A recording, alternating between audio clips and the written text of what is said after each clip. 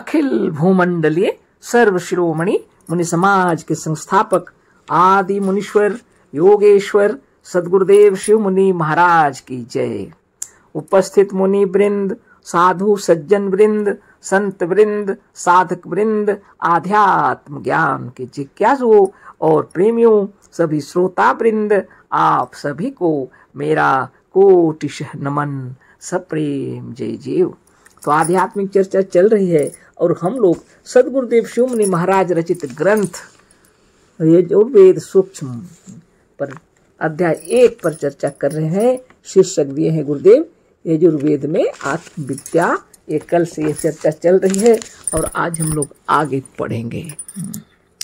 गुरुदेव क्या लिखे हैं, ये दृष्टांत में यजुर्वेद के ऐसे तमाम मंत्र नीचे दिए जा रहे हैं। यानी सदगुरुदेव का कहना है मनुष्यात्मा या आत्मा ही ब्रह्म है, इस विषय में वेदों में लिखा हुआ है। यजुर्वेद में भी आत्मविद्या है ना। गुरुदेव उसी को बतला रहे हैं। कल की पढ़ाई को थोड़ा पढ़ देते हैं। वह ईश्वर या वह देव जिसे यजुर्वेद के मंत्रों के ऋषि या उनके दृष्टा, कर्ता या रचयिता मानते थे, वह यही जीव है, मनुष्यात्मा या आत्मा है। दृष्टांत में यजुर्वेद के ऐसे तमाम मंत्र नीचे दिए जा रहे हैं। एसाह देवः प्रदिशो अनु सर्वाः पूर्वोह जातः स उ गर्भे अंतः सः एव जातः स जनिष्यमाण प्रत्यंजनास्तिष्ठति सर्वतोमुखः। यजुर्वेद अध्याय 32 मंत्र 4। तो यजुर्वेद के अंदर 32 अध्याय के अंदर मंत्र 4 आप देख लीजिएगा। गुरुदेव जो लिखे हैं यहाँ पर उस मंत्र को, एसाह देवः प्रदिशो अनु सर्वाः पूर्वोह जातः स उ गर्भे अंतः सः एव जातः स जनिष्यमाण प्रत्यंजनास्तिष्ठति सर्वतोमुखः। तो इसी पर चर्चा करेंगे। गुरुदेव इतना सुंदर लिखे हैं, एक एक शब्द का अर्थ आगे लिख रहे हैं गुरुदेव। यह यजुर्वेद के 32वें अध्याय का 4था मंत्र है। इसका अर्थ समझाने के लिए पहले इसके एक एक शब्द का अर्थ लिखते हैं। ऐसा यह प्रसिद्ध, विख्यात, प्रख्यात, विशेष या मशहूर, मैंने ऐसा का अर्थ लिखे हैं गुरुदेव। यह प्रसिद्ध, विख्यात, प्रख्यात, विशेष या मशहूर होगा इसका अर्थ, है ना। देव देवता, प्रदिश दिशाओं के, अनु पीछे, सर्वाह सब, पूर्व पहले, ह प्रसिद्ध, विख्यात, मशहूर, जातः उत्पन्न हुआ है, और सह उ वही गर्भ, अंतः गर्भ के भीतर अर्थात जो उत्पन्न नहीं हुआ, सह एव वही जातः जन्म ले चुका है, और सह जनिष्यमाण वही जन्म लेने वाला है। प्रत्येक जना मनुष्य, जीव या प्राणी, तिष्ठति स्थिर है, खड़ा है, सर्वतः मुख सब तरफ से मुख्य होकर। देखिए इतना सुंदर समझा दिए गुरुदेव एक एक शब्द का अर्थ। अब इसका पूरा अर्थ बता रहे हैं गुरुदेव। यह प्रसिद्ध देवता जो सबसे मुख्य होकर स्थिर है, वही पहले था, जन्म ले चुका है, वही जन्म लेने वाला है, वही गर्भ के भीतर है, और वही सब दिशाओं के पीछे है। सब दिशाओं के पीछे से क्या मतलब, क्वेश्चन दिए हैं गुरुदेव, है ना। क्वेश्चन विराम, है ना। वाह, सदगुरुदेव शिव मुनि महाराज की जय, है ना। वेदों के रचयिता ऋषि मुनि ही थे, और भाष्यकार लोग बाद में जितने हुए वो लोग योगी लोग, साधक लोग नहीं थे, इसलिए समझ नहीं पाए। जो साधक होंगे, योगी होंगे, समाधिस्थ होंगे, वो इन वेदों को समझ पाएंगे। तो गुरुदेव इतने सुंदर तरीके से समझा रहे हैं, लिखा हुआ है, लेकिन लोग समझ नहीं पाए थे, है ना। यह प्रसिद्ध देवता जो सबसे मुख्य होकर स्थिर है, वही पहले था, जन्म ले चुका है वही अभी, है ना। वही जन्म लेने वाला है, वही गर्भ के भीतर है, और वही सब दिशाओं के पीछे है। सब दिशाओं के पीछे से क्या मतलब, क्वेश्चन विराम दिए। अब बताइए, जो देवता जो सबसे मुख्य होकर स्थिर है वही पहले था, लिखे हैं गुरुदेव। मंत्र के अंदर वही बता रहा, जन्म ले चुका है वही जन्म लेने वाला है। हम लोग जन्म ले चुके हैं, कुछ लोग जन्म लेने वाले हैं, कोई गर्भ के अंदर है, वो कौन है? वो हम ही लोग हैं। इसी के विषय में लिखा हुआ है मंत्र, लेकिन लोग नहीं समझ पाए। सब दिशाओं के पीछे से क्या मतलब? गुरुदेव क्वेश्चन विराम दिए हैं और आगे बतला रहे हैं। सबसे पहले इसका मतलब यह है कि वह 10 दिशाओं के आगे या सामने नहीं, 10 दिशाओं की ओर नहीं, किंतु सब दिशाओं के पीछे है। मंत्र में इतना सुंदर लिखा हुआ है, बताइए सब दिशाओं के पीछे से क्या मतलब? गुरुदेव बतला रहे हैं, सबसे पहले इसका मतलब यह है कि वह 10 दिशाओं के आगे नहीं है, सामने नहीं है, 10 दिशाओं की ओर नहीं, किंतु सब दिशाओं के पीछे है। वाह! अब आगे फिर पढ़ते हैं। ये कैसे समझ में नहीं आएगा? देखिए, ये इतनी सुंदर तरीके से सदगुरु लिखते हैं कि समझने की कोई जरूरत नहीं, वो समझा देते हैं हम लोग के अंतरात्मा को, है ना।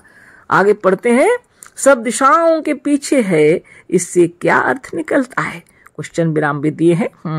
मतलब यह है कि वह देव जो सबसे मुख्य है, सब तरफ से मुख्य होकर स्थिर है, या जिसके लिए पूर्वोक्त मंत्र में तिष्ठति सर्वतोमुख कोष्टक में दिए है ना, कहा है, जिसे लोग ईश्वर कहते हैं, जो संसार में प्रसिद्ध देव है, वह आपसे पूर्व दिशा की ओर नहीं है, किंतु उसके पीछे है।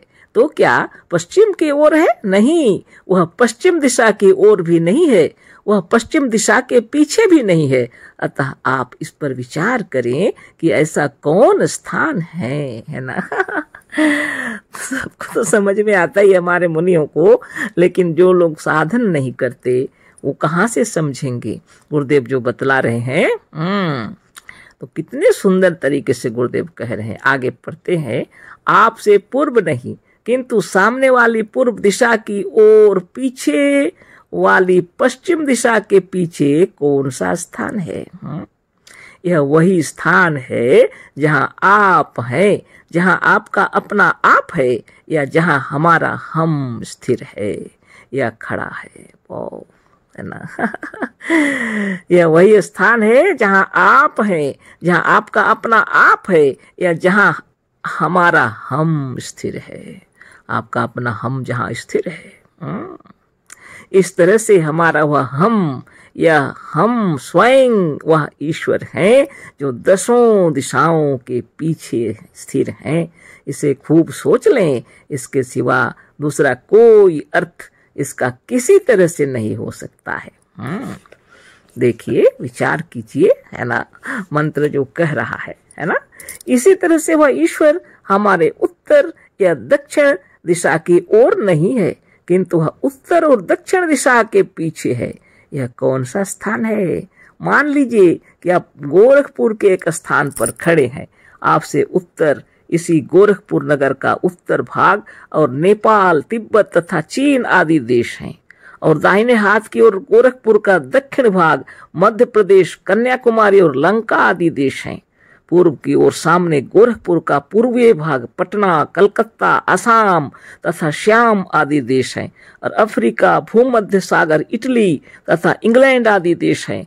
पर वेद का पूर्वक मंत्र कहता है कि वह देव जो प्रकृष्ट रूप से सिद्ध, प्रसिद्ध, प्रख्यात, विख्यात या विज्ञात है, वह पूरब, पश्चिम, उत्तर, दक्षिण आदि 10 दिशाओं की ओर नहीं है, किंतु वह तो सर्वाह प्रदिशः अनु सब दिशाओं के पीछे है। आप ही सोच लें कि आपके पूर्व, पश्चिम, उत्तर, दक्षिण, ऊपर, नीचे तथा चारों कोने के पीछे कौन सा स्थान है? यह वही है जहां आपका अपना आप है, आप जहां आपका निज है, जहां आप ही आप है, जहां आपकी आत्मा है। अतः इस मंत्र का साफ साफ अर्थ यह, भावार्थ यह हुआ कि वह ईश्वर हम स्वयं हैं, हमारा अपना आप है, हमारी आत्मा है, यह आप स्वयं हैं, है ना। धन धन सदगुरुदेव शिव मुनि महाराज की जय। जिस ईश्वर को लोग खोज रहे हैं, आकाश पताल एक कर दे रहे हैं, जिसको खोजते खोजते विज्ञान भी बन गया, वह ईश्वर को ढूंढ नहीं पाए। लेकिन गुरुदेव जैसे बतलाई इस मंत्र का अर्थ पूर्व पश्चिम उत्तर दक्षिण और जितने कोने से लेकर ऊपर नीचे सब 10 दिशाओं को लेकर के भी अगर बातें करें, सब दिशाओं के पीछे जो खड़े हैं स्थिर होकर के, वह आपका अपना आप है। आप स्वयं जहां पर खड़े हैं वहीं से आप इंगित करते हैं पूर्व पश्चिम उत्तर दक्षिण, जहां पर भी आप खड़े हैं, है ना। आपके अगल बगल में जो भी खड़े होंगे वो भी अपनी जगह पर खड़े होकर पूर्व पश्चिम उत्तर दक्षिण ऊपर नीचे जो भी कह सकते हैं। वेद के इस मंत्र के अंदर गुरुदेव जो जिस भगवान के बारे वेदों ने बताया है वह आप स्वयं हैं, बता रहे हैं। वेद के इस मंत्र से यह सिद्ध है कि इसमें मजहबी ईश्वर का वर्णन कदापि नहीं है। मजहबी ईश्वर के विषय में मजहबी दार्शनिक और विद्वान कहा करते हैं कि ईश्वर ना जन्म लेता है, ना गर्भ में आता है, ना आगे जन्मेगा और ना भूतकाल में कभी जन्म लिया था। पर इस मंत्र में तो ऐसा ही कहा हुआ है ना। धन्य आत्मा। फिर आगे भी मंत्र दिए हैं गुरुदेव, पर आगे के इस मंत्र में कहा है कि स एव जाता पूर्वो ही जात स जनिष्यमाण सावु गर्भे अंत। वही भूतकाल में जन्म ले चुका था, वही जन्मा है, वही जन्म लेने वाला है और वही गर्भ में है। यह सिवा जीव के ईश्वर नहीं हो सकता। ईश्वर तो मजहबी लोगों के कथनानुसार ही न जन्मेगा और न गर्भ में आता है। अवतारवाद को मानने वाले भी ईश्वर को जन्म मरण से परे मानते हैं, और जब वह संसार में आता है तो उसे प्रकट होना कहते हैं, जन्म लेना नहीं। जैसे भय प्रकट कृपाला दीन दयाला कौशल्या हितकारी लिखा हुआ है ना। यदि उसका जन्म लेना भी मान ले तो मजहबी ईश्वर तो इस समय इस विशेष काल में मजहब के अनुसार ही कहीं गर्भ में नहीं है। क्योंकि मजहबी पुस्तकों में है कि जब भगवान गर्भ में आते हैं तो चारों ओर आनंद ही आनंद छा जाता है, और देवता लोग पहले से उनका स्वागत करने के लिए अनेक प्राणियों के रूप में जन्म ले लेते हैं। ऐसी स्थिति तभी दिखाई नहीं पड़ रही है, गुरुदेव कह रहे हैं, क्योंकि लिखा हुआ है ज दिन ते हरि गर्भ ही आए नितनो मंगल मोद बढ़ाए, है ना। तो ईश्वर अवतारवादी लोगों के सिद्धांतानुसार सब ईश्वर का सब अवतार हो चुका है। अंत में जो कल्कि अवतार होगा वह तो कलयुग के अंत में होगा। इस तरह से बताते हैं लोग, सबको पता ही है ईश्वर के सब अवतार हो चुके हैं।